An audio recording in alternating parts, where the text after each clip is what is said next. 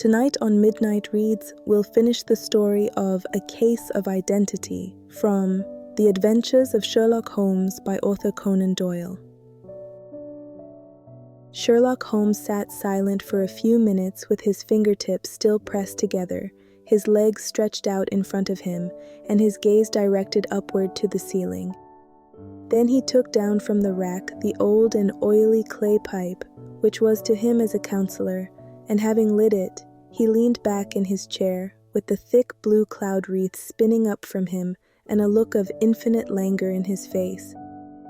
"Quite an interesting study, that maiden," he observed. "I found her more interesting than her little problem, which, by the way, is rather a trite one.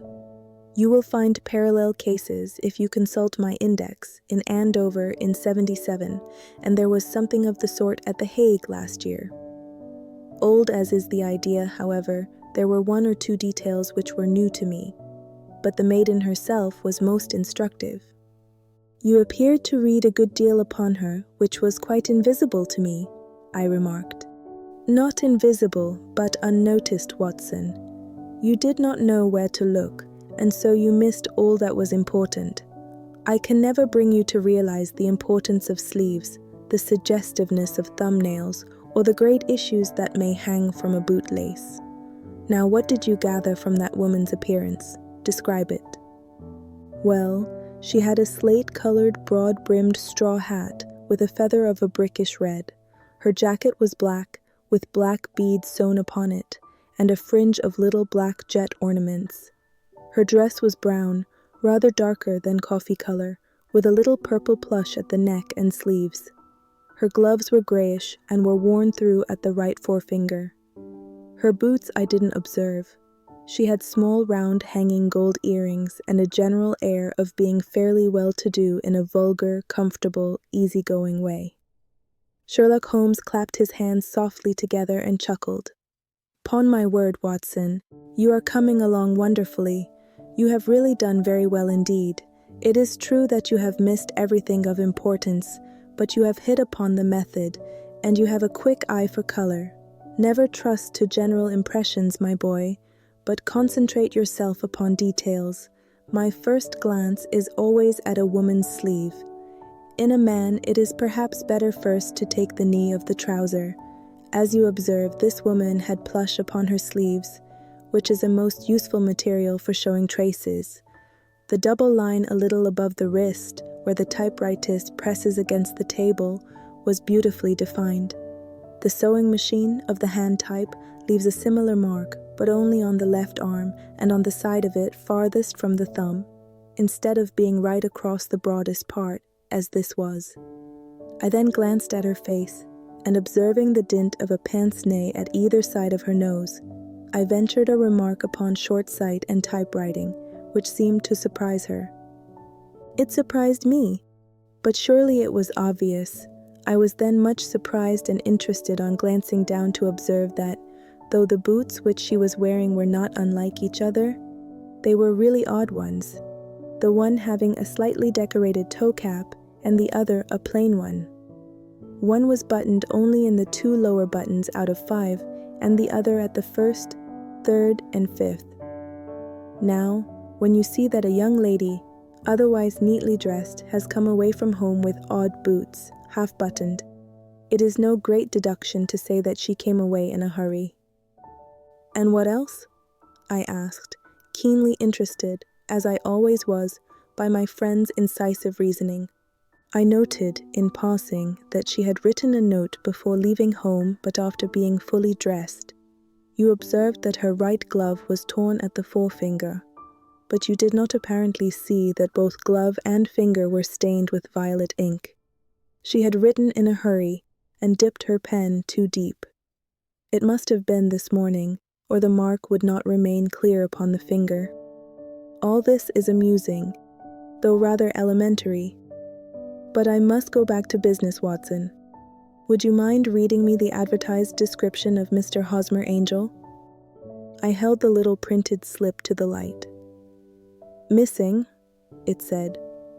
"On the morning of the 14th, a gentleman named Hosmer Angel, about 5 feet, 7 inches in height, strongly built, Sallow complexion, black hair, a little bald in the center, bushy, black side whiskers and mustache.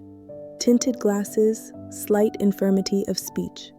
Was dressed, when last seen, in black frock coat faced with silk, black waistcoat, gold Albert chain, and grey Harris tweed trousers with brown gaiters over elastic-sided boots. Known to have been employed in an office in Leadenhall Street, anybody bringing, and so on, and so on. That will do, said Holmes. As to the letters, he continued, glancing over them, they are very commonplace. Absolutely no clue in them to Mr. Angel, save that he quotes Balzac once. There is one remarkable point, however, which will no doubt strike you. They are typewritten, I remarked. Not only that, but the signature is typewritten. Look at the neat little Hosmer Angel at the bottom. There is a date, you see, but no superscription except Leadenhall Street, which is rather vague. The point about the signature is very suggestive. In fact, we may call it conclusive. Of what? My dear fellow, is it possible you do not see how strongly it bears upon the case? I cannot say that I do, unless it were that he wished to be able to deny his signature if an action for breach of promise were instituted. No, that was not the point. However, I shall write 2 letters which should settle the matter. One is to a firm in the city, the other is to the young lady's stepfather, Mr. Windybank, asking him whether he could meet us here at 6 o'clock tomorrow evening. It is just as well that we should do business with the male relatives. And now, Doctor, we can do nothing until the answers to those letters come, so we may put our little problem upon the shelf for the interim. I had had so many reasons to believe in my friend's subtle powers of reasoning and extraordinary energy in action that I felt that he must have some solid grounds for the assured and easy demeanor with which he treated the singular mystery which he had been called upon to fathom. Once only had I known him to fail, in the case of the King of Bohemia and of the Irene Adler photograph. But when I looked back to the weird business of the Sign of 4 and the extraordinary circumstances connected with the study in scarlet, I felt that it would be a strange tangle indeed which he could not unravel. I left him then, still puffing at his black clay pipe, with the conviction that when I came again on the next evening, I would find that he held in his hands all the clues which would lead up to the identity of the disappearing bridegroom of Miss Mary Sutherland. A professional case of great gravity was engaging my own attention at the time, and the whole of next day I was busy at the bedside of the sufferer. It was not until close upon 6 o'clock that I found myself free and was able to spring into a hansom and drive to Baker Street, half afraid that I might be too late to assist at the denouement of the little mystery. I found Sherlock Holmes alone, however, half asleep with his long, thin form curled up in the recesses of his armchair. A formidable array of bottles and test tubes, with the pungent, cleanly smell of hydrochloric acid, told me that he had spent his day in the chemical work which was so dear to him. "Well, have you solved it?" I asked as I entered. "Yes. It was the bisulfate of baryta." No, the mystery," I cried. "Oh, that. I thought of the salt that I have been working upon. There was never any mystery in the matter, though, as I said yesterday, some of the details are of interest. The only drawback is that there is no law, I fear, that can touch the scoundrel. Who was he then, and what was his object in deserting Miss Sutherland?" The question was hardly out of my mouth, and Holmes had not yet opened his lips to reply, when we heard a heavy footfall in the passage and a tap at the door. "This is the girl's stepfather, Mr. James Windybank," said Holmes. "He has written to me to say that he would be here at 6. Come in." The man who entered was a sturdy, middle-sized fellow, some 30 years of age, clean-shaven and sallow-skinned, with a bland, insinuating manner, and a pair of wonderfully sharp and penetrating gray eyes. He shot a questioning glance at each of us, placed his shiny top hat upon the sideboard, and with a slight bow sidled down into the nearest chair. "Good evening, Mr. James Windybank," said Holmes. "I think that this typewritten letter is from you, in which you made an appointment with me for 6 o'clock?" "Yes, sir. I am afraid that I am a little late, but I am not quite my own master, you know. I am sorry that Miss Sutherland has troubled you about this little matter, for I think it is far better not to wash linen of the sort in public. It was quite against my wishes that she came, but she is a very excitable, impulsive girl, as you may have noticed, and she is not easily controlled when she has made up her mind on a point. Of course, I did not mind you so much, as you are not connected with the official police, but it is not pleasant to have a family misfortune like this noised abroad. Besides, it is a useless expense, for how could you possibly find this Hosmer Angel?" "On the contrary," said Holmes quietly, "I have every reason to believe that I will succeed in discovering Mr. Hosmer Angel." Mr. Windibank gave a violent start and dropped his gloves. "I am delighted to hear it," he said. "It is a curious thing," remarked Holmes, "that a typewriter has really quite as much individuality as a man's handwriting. Unless they are quite new, no two of them write exactly alike. Some letters get more worn than others, and some wear only on one side. Now you remark in this note of yours, Mr. Windibank, that in every case there is some little slurring over of the E and a slight defect in the tail of the R.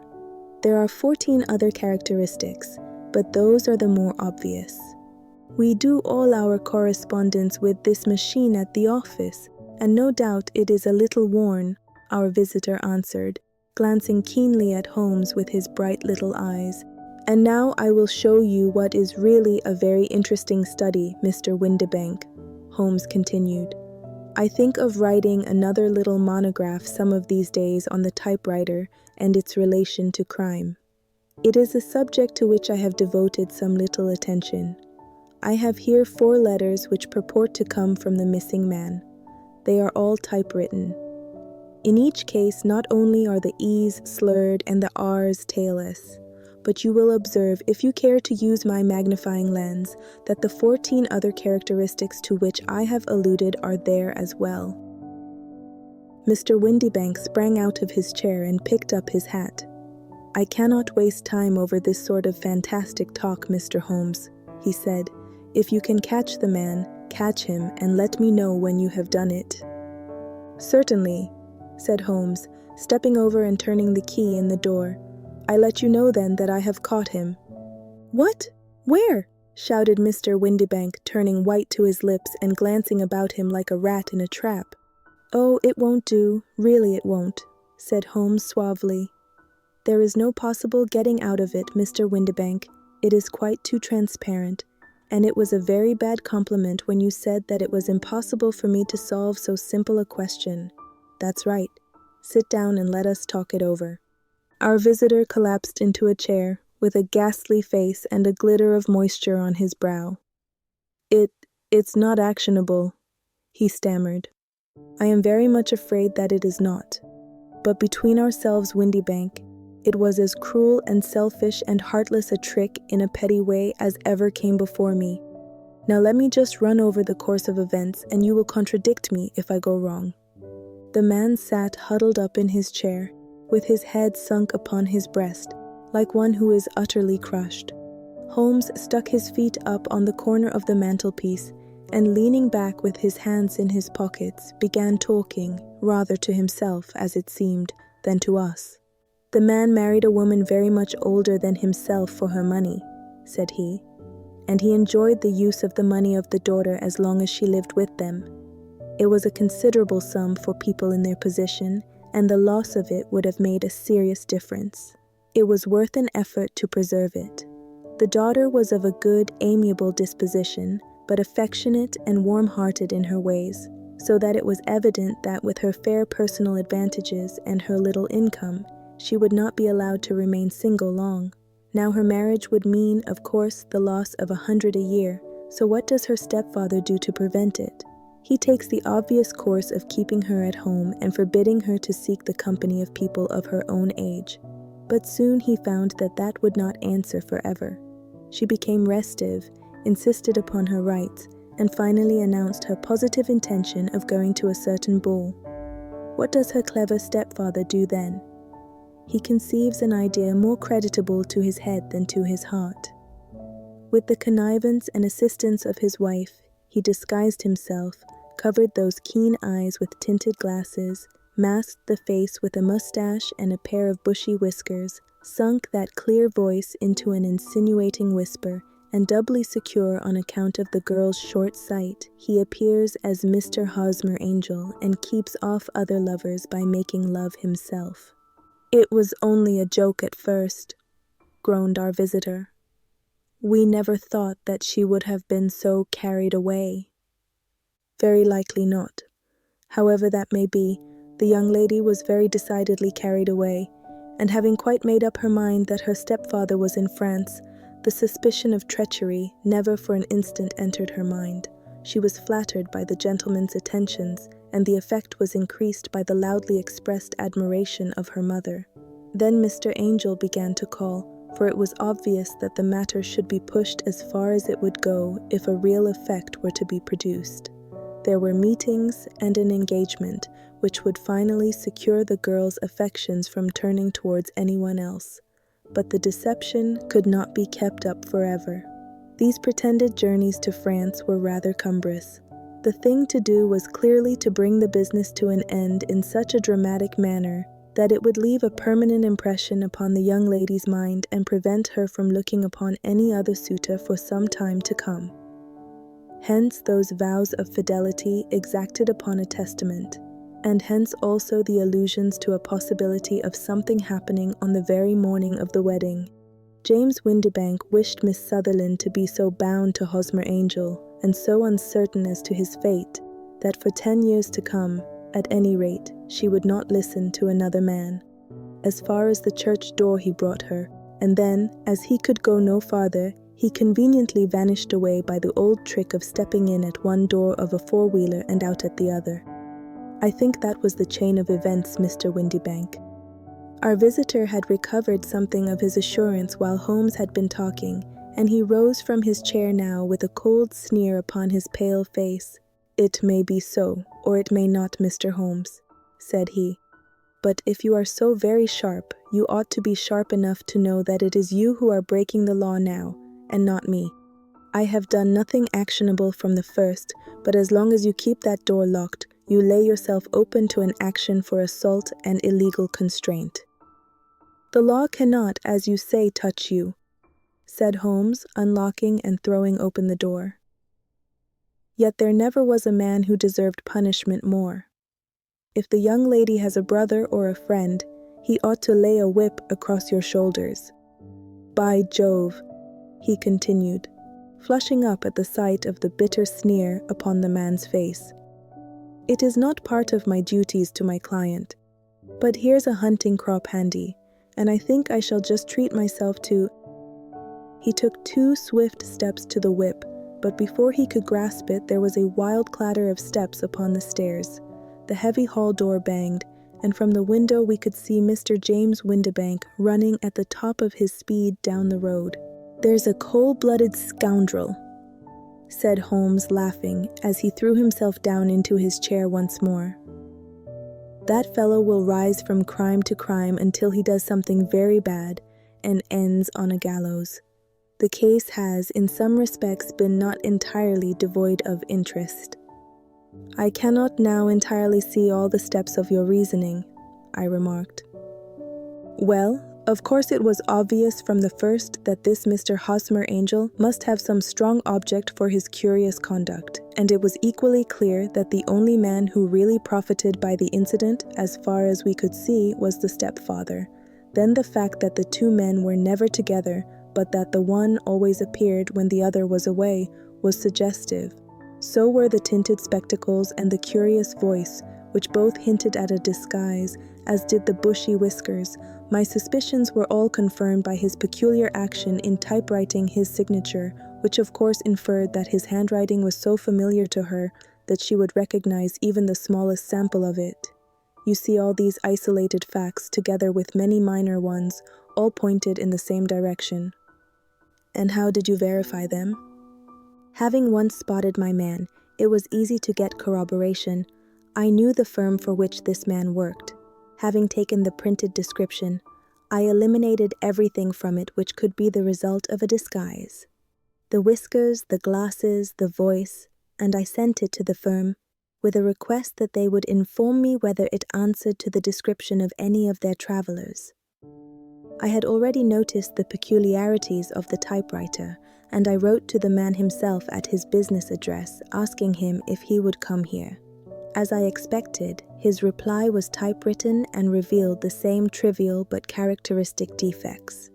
The same post brought me a letter from Westhouse and Marbank of Fenchurch Street to say that the description tallied in every respect with that of their employee, James Windybank. Voila, tout. And Miss Sutherland? If I tell her, she will not believe me.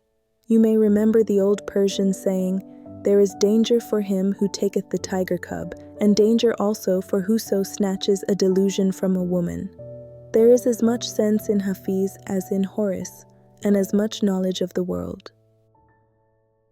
If you enjoyed tonight's chapter, click on the playlist to continue.